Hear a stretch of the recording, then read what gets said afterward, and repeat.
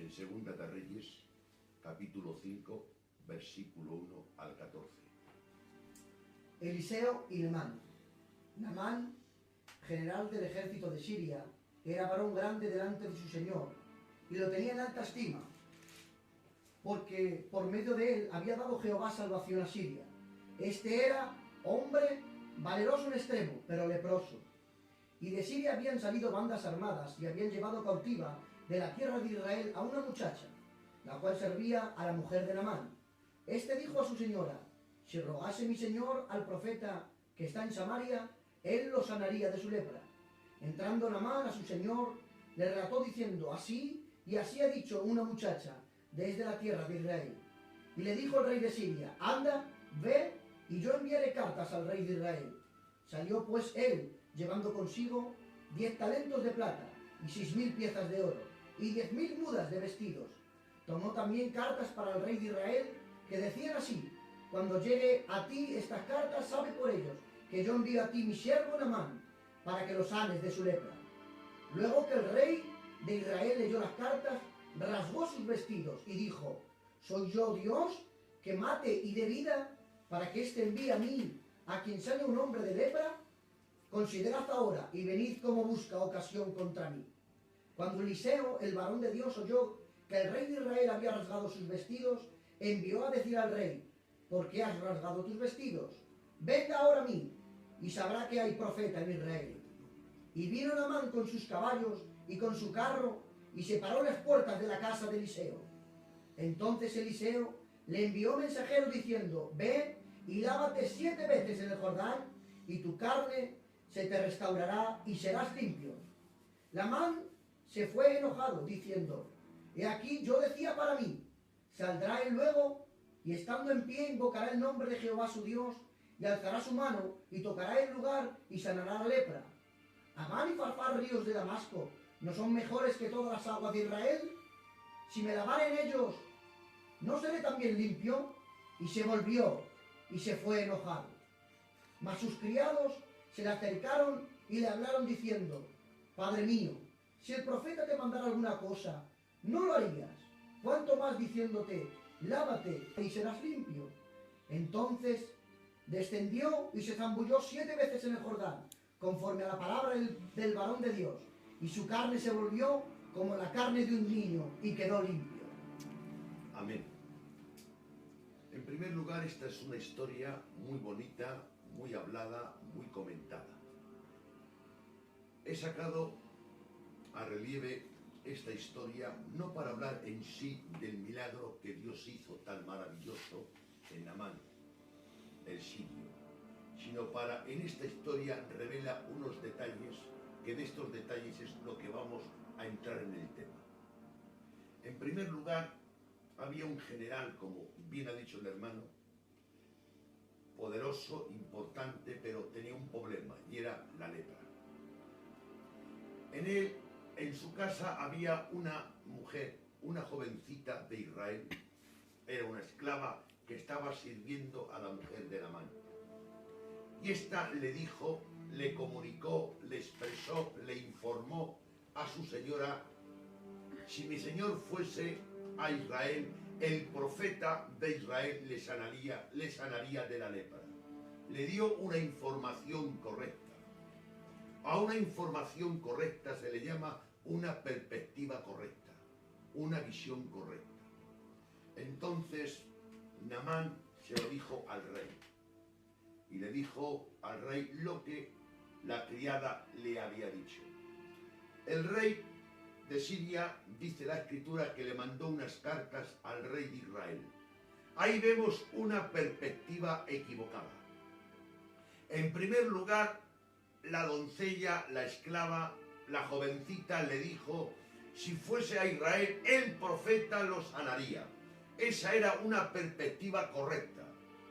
Pero el rey mandó cartas al otro rey, al rey de Israel, diciéndole: ahí te envío a mi siervo Namán, mi general, para que lo sanes. Era una perspectiva incorrecta. Entonces el rey de Israel se alarmó y sacó la conclusión siguiente: este busca motivos de guerra conmigo. De todo este acontecimiento se enteró el profeta Eliseo. Y al enterarse el profeta Eliseo, ofrece Eliseo sus servicios al rey de Israel. Y le dijo, cuando venga ese general, mándalo a mí. Y el rey de Israel así lo hace. Ahí vemos la perspectiva corregida. Primero, perspectiva correcta fue la que dijo la criada, pero la interpretación que daron era una perspectiva incorrecta. Fueron a clamar al rey de Israel. El profeta interviene y esa perspectiva se corrige. Y cuando llega Naamán, dice la Escritura que lo manda a las puertas donde vivía el gran hombre de Dios, el gran profeta de Dios, llamado Eliseo. Eliseo, pensamos, guiado por Dios, tiene una manera de administrar que intenta romper, quebrar el orgullo y la vanidad de este gran general. Y en vez de recibirlo en persona, manda uno y le dice lo siguiente: dile a Naamán que se zambulla 7 veces en el río Jordán. Este hombre se enfada porque lo toma como un insulto a su persona.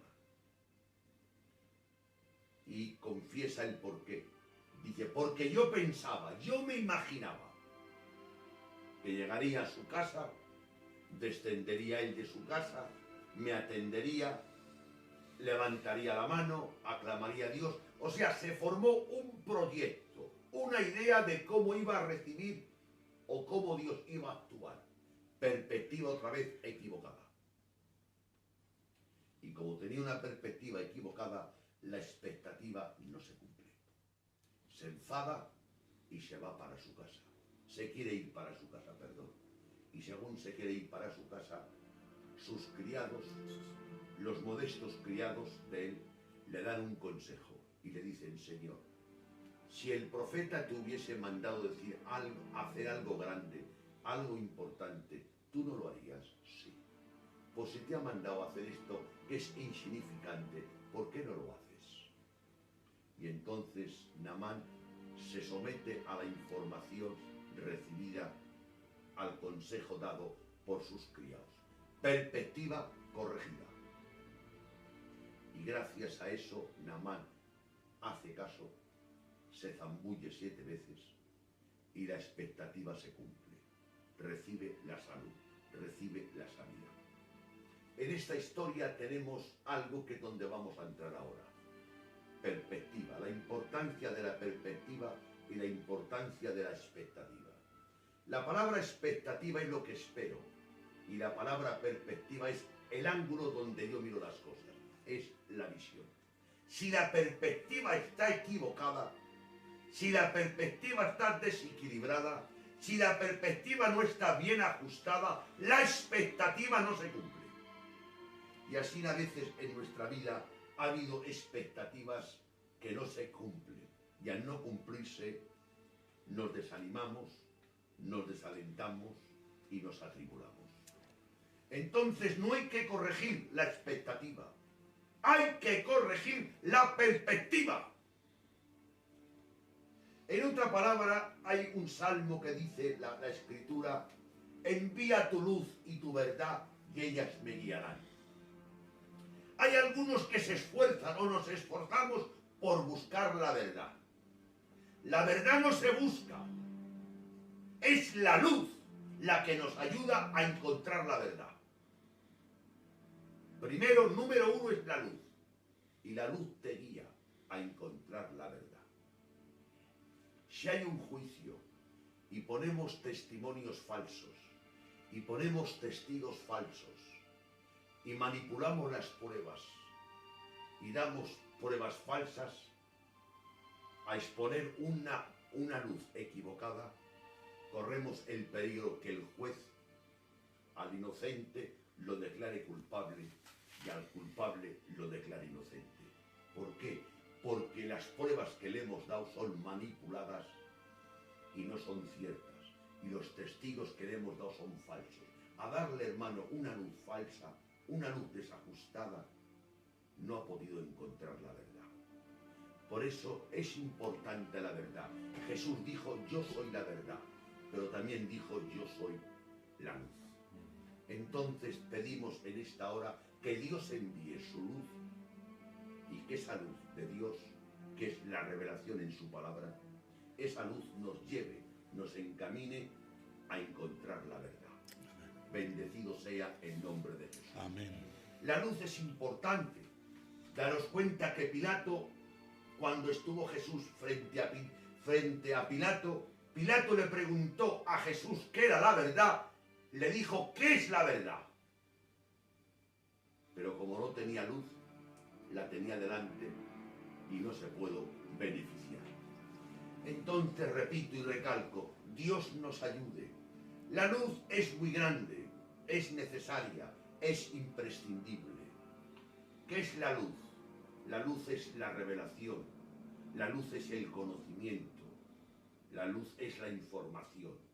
Y si me das una información equivocada, y yo me fío de esa información que tú me has dado equivocada, no voy al lugar que quiero, porque la información que me has dado es equivocada.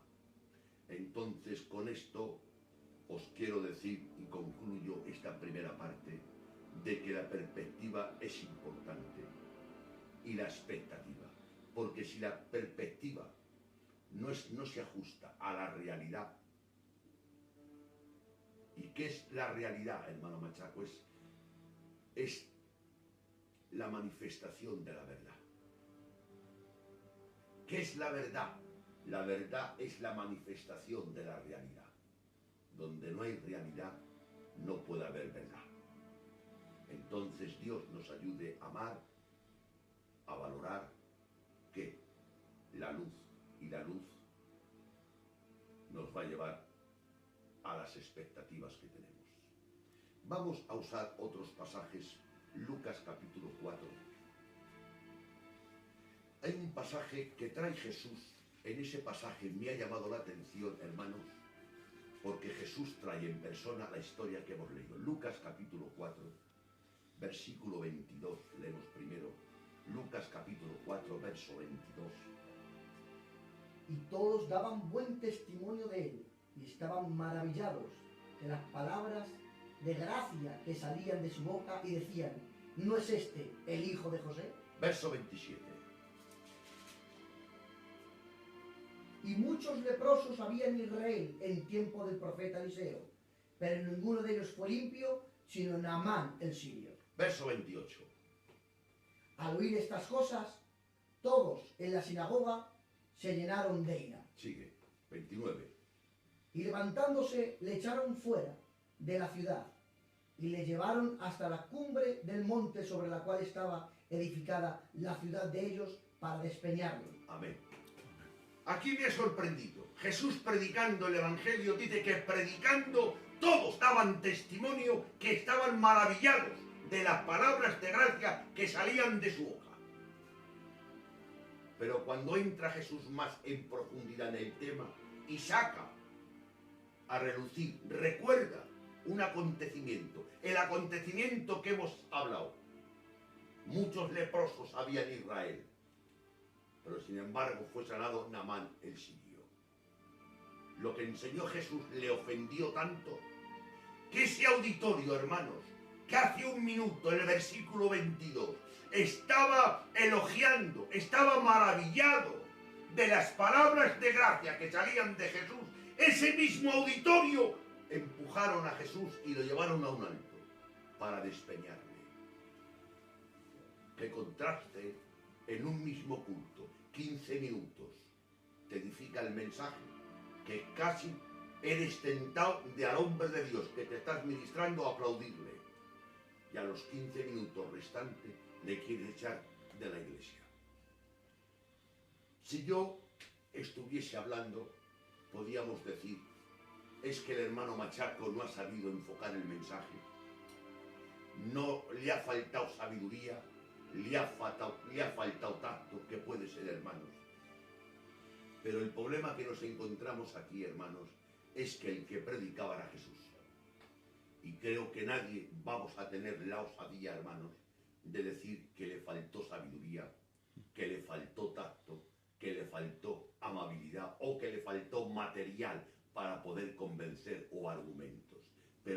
tenían una perspectiva equivocada, cuando Jesús le enseñó la perspectiva exacta, se ofendieron, se llenaron de ira y surge la pregunta, ¿cómo un mensaje de Jesús? El efecto que produjo es que el auditorio se enfadó, se llenó de ira y le querían despeñar. Esas son las consecuencias de no entender la perspectiva del Señor. Vamos ahora a leer también otro pasaje, pero no lo voy a leer, voy a narrarlo. En Lucas capítulo 19 nos habla de la entrada triunfal de Jesús a Jerusalén. Dice que la gente le aclamaba con palmas en la mano, con ramas, que tiraban en el suelo cosas para que él, el burriquito, las pisase, porque Jesús iba montado en un pollino y le aclamaban todos. Y sin embargo, cuando le aclamaban, hermanos, Jesús, mirando a Jerusalén, lloró. ¿Cómo es que si te están aclamando estás llorando? Porque él sabía que esa era una perspectiva equivocada. Esperaban a un Mesías terrenal que estableciese el gobierno en Israel.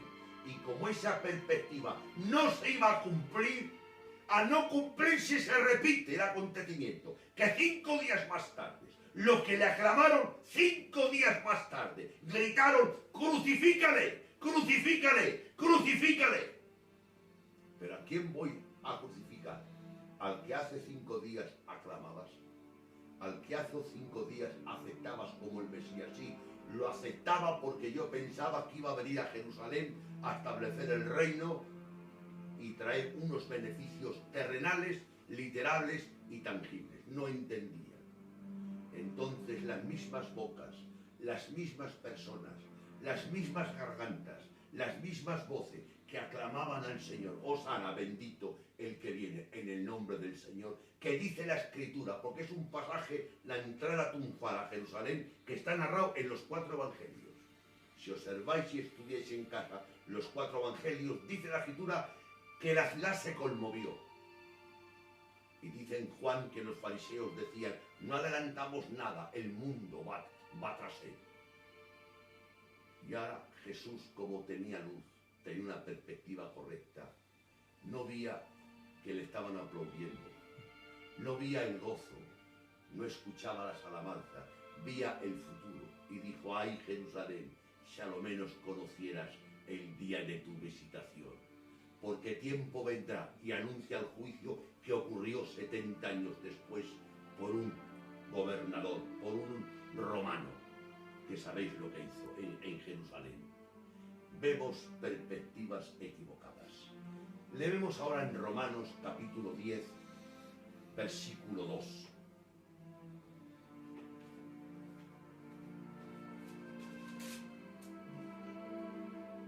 Porque yo les doy testimonio de que tienen celo de Dios, pero no conforme a ciencia. Amén.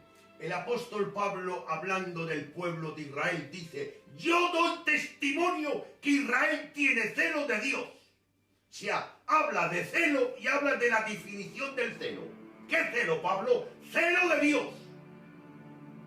Eso es el título que le pone Pablo al celo que tiene un judío auténtico, celo de Dios. Pero un celo no conforme a ciencia, un celo no conforme a la revelación bíblica, un celo que no guarda armonía con la estructura y con la perspectiva de Jesús. Y ya sabéis todos las consecuencias, que aún todavía Israel sigue rechazando a Jesús y esperándole. Todo esto, acontecimientos han ocurrido por una perspectiva equivocada. Y yo, pensando en vosotros y en mí, por lo menos en mi persona, ha habido y hay a veces ideas equivocadas. Ideas que yo me imagino, el Señor va a actuar de esta manera y de esta manera y de esta manera, como Naamán. Naamán pensó, cuando yo vaya donde Eliseo bajará de su casa, aclamará a su Dios, levantará las manos. Hemos pintado la manera que tiene que bendecirme Dios. No. El hombre debe acercarse a Dios para descubrir el plan de Dios. Y a medida que Dios te va revelando su plan, tú te debes ir sometiendo a Él. Y no que nosotros a veces nos acercamos a Dios para que Dios respalde nuestro plan, para que Dios respalde nuestras ideas. No, Dios mío, yo me acerco a ti para que tú en tu gracia, en tu misericordia, ilumines mi mente, para poder entender, comprender tu plan. Y a medida que tú me vayas revelando tu plan, a esa medida me voy sometiendo a Él. Yo no tengo que hacer planes, ni formar proyectos, sino debo someterme, rendirme y doblegarme a los proyectos de Él, porque Él es la cabeza. Bendecido sea el nombre del Señor. Amén. Y la función del cuerpo es ser guiada por la cabeza. El cuerpo nunca debe guiar la cabeza, sino es la cabeza la que guía al cuerpo. Bendecido sea el Todopoderoso. Estas son perspectivas equivocadas. Hay muchos pasajes, pero creo que con esto es suficiente para daros a entender la importancia que tiene. Y vamos a enlazar esto y podemos proseguir al segundo punto. Una cosa es la perspectiva, hermanos, y otra cosa es la expectativa. Las expectativas no se cumplen, hermanos, a veces porque la perspectiva es incorrecta. Y al ser incorrecta la perspectiva, la expectativa no se cumple. Y a no cumplirse me encuentro frustrado, desanimado, desalentado. ¿Por qué? Porque yo por mi parte os confieso que mis logros han sido inferiores a mis metas.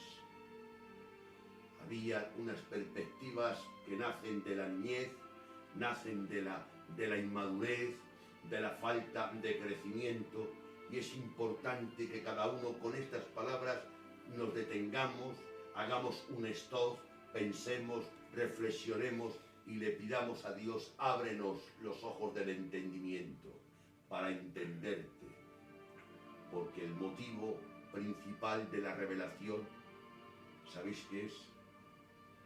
El fin de ella es que la revelación nos convenza y ese convencimiento nos lleve a la entrega.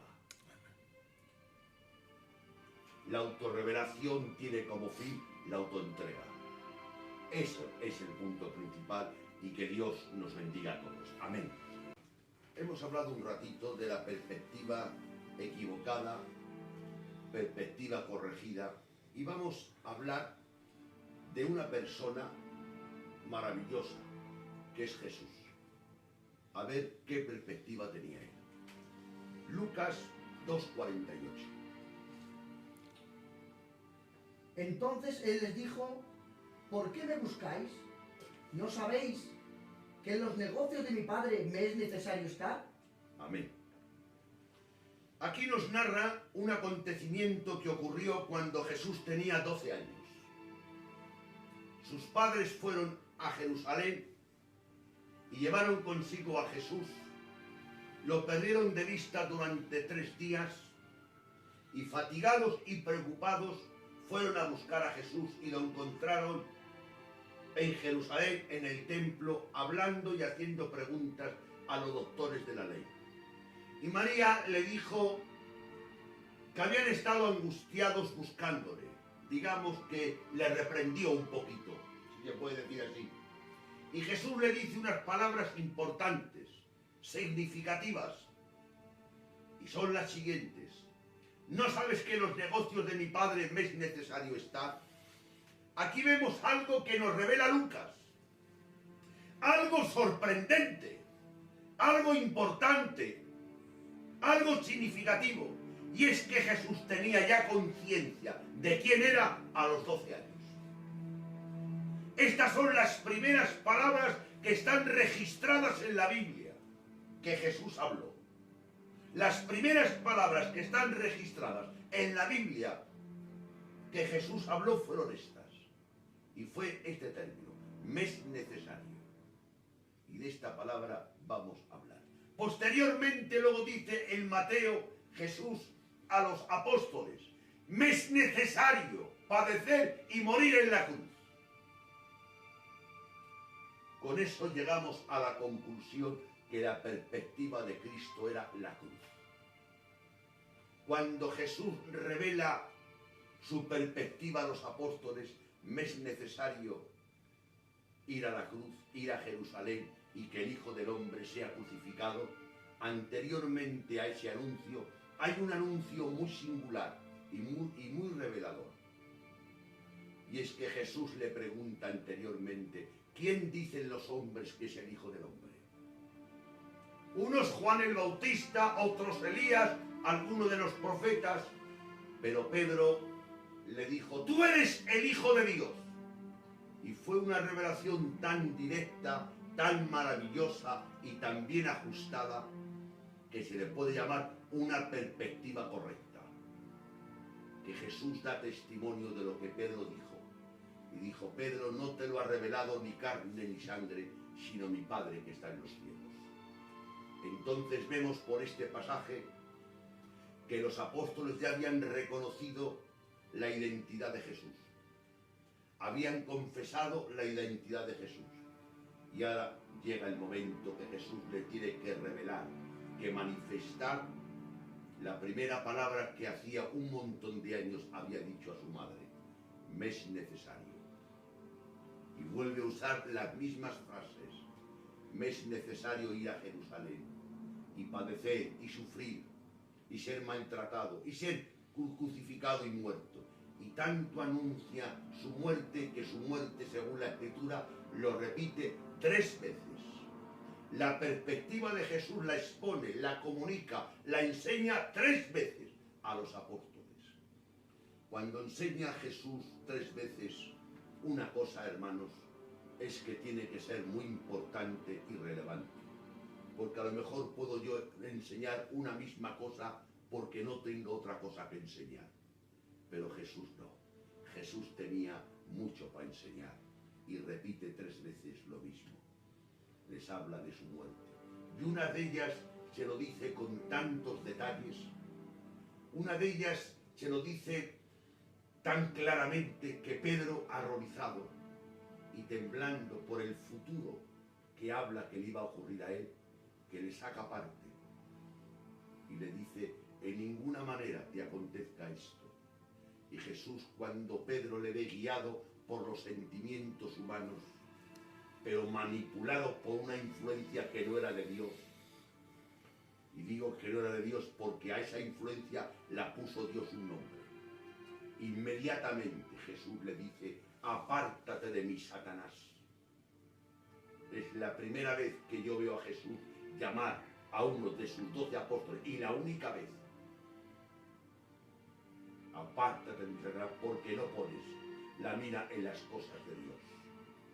O sea, un hombre, porque se atrevió a intentar entorpecer su perspectiva, como Jesús le para en seco, lo retira a un lado, porque Jesús tenía una perspectiva bien sólida, bien arraigada y bien acimentada. En Lucas también nos dice el Evangelio según San Lucas: y afirmando su rostro fue a Jerusalén, afirmando su voluntad. Jesús tenía una determinación firme, sólida. Hay a veces, hermanos, que nuestros nos parecen sís. A veces hablamos de algo y le decimos: ¿qué? ¿Has comprado el piso al señor fulano? Bueno, me ha dicho que no, pero el no que me ha dicho le he visto dudando, le he visto muy flojo. Iré otra vez mañana a hablar con él. A veces decimos no, pero el diablo y el mundo y la circunstancia ve que es un no tan suave que ese no parece un sí. Os pido disculpas por este ejemplo que pongo. A veces preguntamos a un muchachito: ¿has hablado con esta mocita un momento? Sí, ¿qué te ha dicho? Bueno, me ha dicho que no, pero me ha dicho que no muy flojo, ¿eh?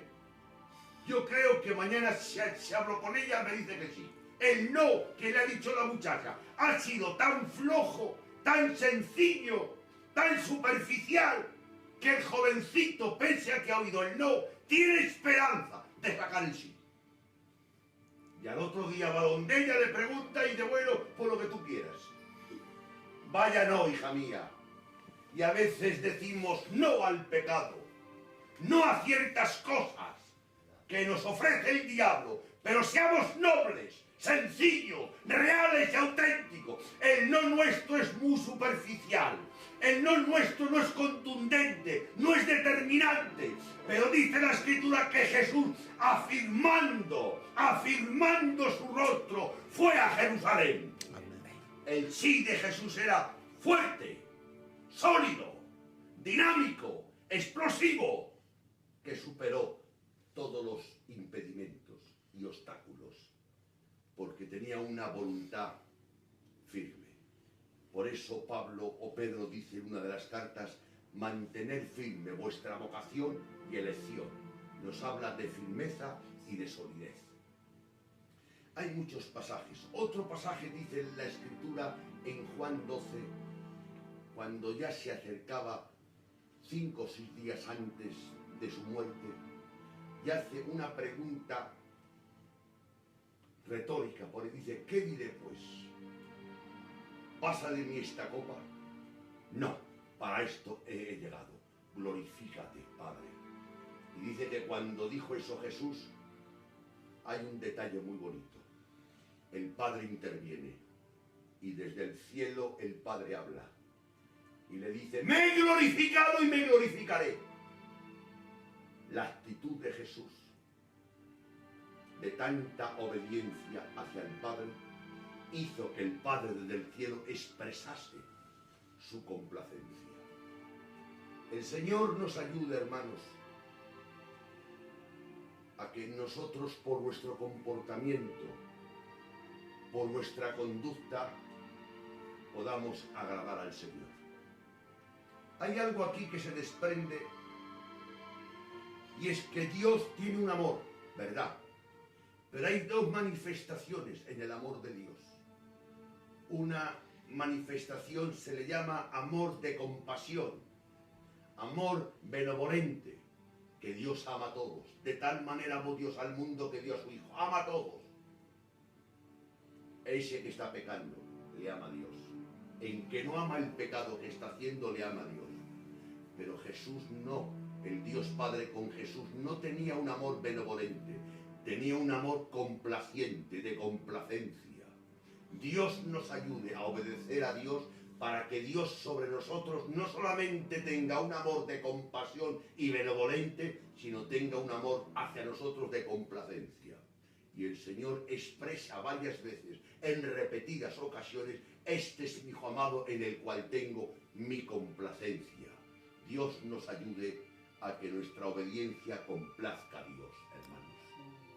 Y aquí vemos, y Jesús cuando oye la voz audible del Padre, dijo algo maravilloso y reveló algo maravilloso de la comunión tan profunda que tenía con su Padre. Dijo, esta voz no ha venido por mi causa, sino por vosotros. ¿Qué quiere decir eso? No necesito la voz audible para que se haga audible para yo escucharla. El Dios Hijo escuchaba la voz del Padre continuamente. Pero para que los demás pudiesen escuchar la voz del Padre, se hizo audible. Bendecido sea el nombre del Señor. Eso es la complacencia, hermanos. Entonces, la perspectiva de Cristo era la cruz. Cristo tenía una perspectiva correcta. Y como tenía una perspectiva correcta, la expectativa se cumplió. Jesús dijo, si el grano de trigo no muere, queda solo, pero si muere, lleva fruto. Y había una perspectiva maravillosa, y es que un sembrador llamado el Dios Padre sembró un grano de trigo que jamás ha habido en la historia semejante grano, y era Jesús. Y Jesús tenía la perspectiva correcta, que para que ese grano pudiese producir una espiga, había un precio que pagar. Y el precio que pagar es que tenía que morir. Y cuando el grano murió, hermanos, en la cruz del Calvario, cuando el grano resucitó, Pedro predicó y en un mensaje se convirtieron 3.000. En otro mensaje 5.000. ¿No veis la espiga? La expectativa de Cristo se cumplió por un motivo, Porque la perspectiva de Cristo era correcta, y a tener una perspectiva correcta, la expectativa se cumple. Por eso, en varias ocasiones, él cuando vía la cruz, no vía la cruz, vía el fruto de la cruz. Y el fruto de la cruz es la salvación de tantos hombres y mujeres que gracias a la muerte de Cristo somos salvos. Gracias a Dios que la perspectiva de Jesús es correcta. En otro momento hablaremos de la perspectiva del hombre. Que Dios nos bendiga a todos. Vamos a hablar, después de haber aclarado la perspectiva perfecta de Jesús, porque Jesús, al ser perfecto, su perspectiva fue perfecta y su expectativa también fue perfecta. Queda para concluir la perspectiva nuestra. En primer lugar, para hablar de nuestra perspectiva hay que usar algo que dice la Biblia. La Biblia revela, hermanos, dos muertes. Una se le llama la muerte legal, que es la muerte al pecado.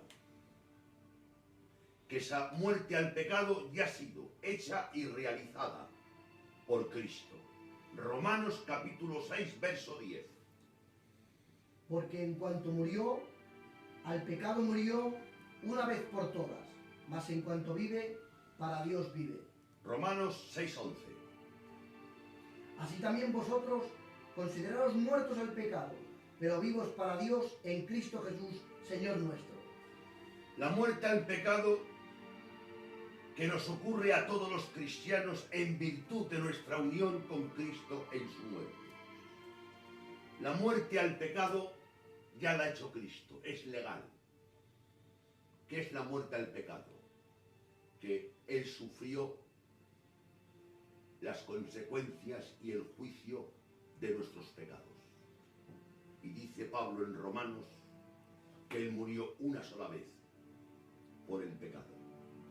Y Pablo enseña y nos dice que nosotros nos consideremos muertos al pecado. Y Pablo, cuando dice esa frase que dice perseveraremos en la gracia para que perseveraremos en pecado para que la gracia abunde, en ninguna manera. Lo que hemos muerto al pecado, ¿cómo viviremos aún en él? Entonces la muerte al pecado es algo que ya ha ocurrido y nosotros por la fe le hemos aceptado. A esa muerte en el mundo teológico se le llama muerte legal.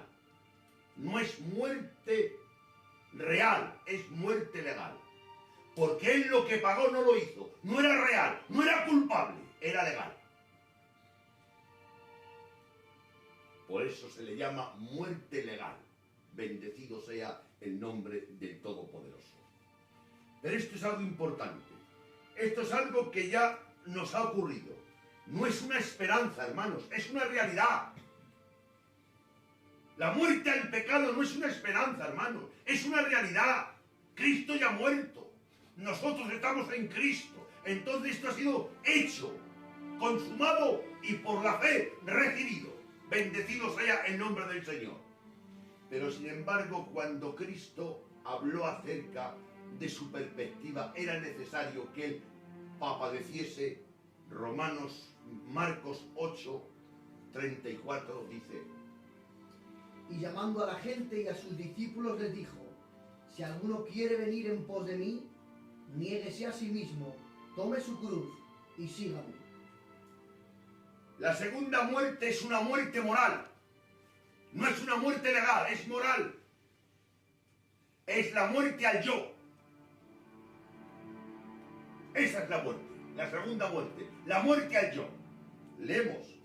La segunda muerte es moral, es la muerte al yo. Es la autonegación. Jesús en Marcos 8 anuncia su muerte. Y al terminar de anunciar su muerte, anuncia nuestra perspectiva. Vosotros, el que quiera seguir, coja su cruz y me siga. La perspectiva de Cristo, hermanos, en ella de ahí nace la nuestra. Él llevó y murió en la cruz, y nosotros, los que le seguimos, debemos coger la cruz. Pero hay una diferencia notable, importante y significativa. La muerte al pecado ya ha sido hecha. Solamente hay que recibirla por la fe. Pero la muerte al yo no, que entra en la doctrina de la santificación. La muerte al yo y el negarnos a nosotros mismos y el coger su cruz es una cosa que no ha sido hecha, que tenemos que hacer nosotros deliberadamente con la ayuda primordial y esencial del Dios Espíritu Santo. Una no tenemos que hacer nosotros. Según el calendario, Cristo ya ha muerto antes que yo naciese. Yo, cuando me lo han contado, lo he creído y lo he recibido por fe. Pero esta no ha sido hecha, hermanos. Esta tenemos que hacerla nosotros. Por eso dijo Pablo, cada día muero. Por eso dijo Pablo, estoy juntamente con Cristo crucificado. En que ya, hermanos, que la santidad progresiva no es un logro, es un proceso. El logro será cuando tengamos el cuerpo glorificado. Pero el Señor en Lucas dice, a todos les dijo, Lucas 9, el que quiera seguirme, coja su cruz cada día y me siga. Tú no tienes que coger la cruz de Cristo, Cristo ya la ha cogido y ha muerto por ella. Debes coger tu cruz. Y dice que es cada día. Y le sigamos. Y en otras escrituras ya hay un montón de textos que podíamos hablar que nos habla de negarnos a nosotros mismos. Esta es la muerte que no ha sido, hermano, realizada. La muerte al pecado ha sido ya realizada. Debes aceptarla y quererla. Pero la muerte al yo, la muerte a la negación, esa no ha sido realizada. Esa la tenemos que hacer nosotros, deliberadamente y con la ayuda del Espíritu Santo. Esta es nuestra perspectiva. Pero parece ser que nuestra perspectiva ha sido un evangelio triunfalista. Que Cristo te llama, que Cristo tiene planes para ti, que te va a ser un gran pastor, que te va a hacer un gran predicador, que promesas. Y esa ha sido nuestra perspectiva, llegar a ciertos lugares, ser importantes en Dios. Pero creo que nuestra perspectiva real, auténtica y sincera es la que la Biblia nos enseña. El que quiera seguirme, coja su cruz y me siga. Eso es lo que dijo Jesús. Sin embargo, a mí hace muchos años me predicaron, conviértete a Cristo, que Cristo tiene planes para ti, y haciendo promesas y cosas y cosas y cosas para alimentar el ego y el yo.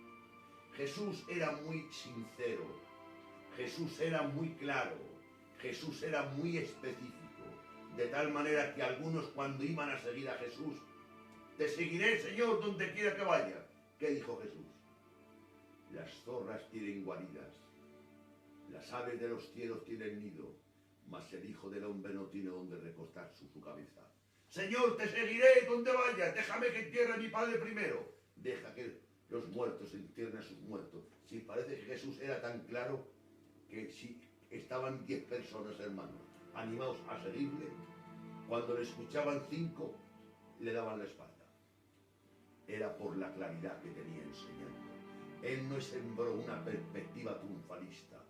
Él enseñó lo siguiente y concretamos y concluimos. El que quiera seguirme, coja su cruz y me siga. Esa es nuestra perspectiva.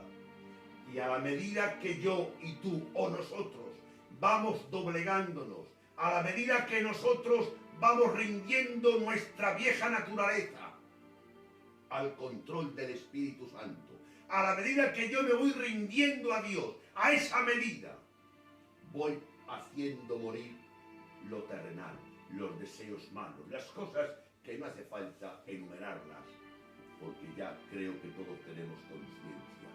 Entonces, hermanos, no hay que confundir las dos muertes, la muerte al pecado y la muerte al yo, porque el confundir esas dos muertes trae problemas.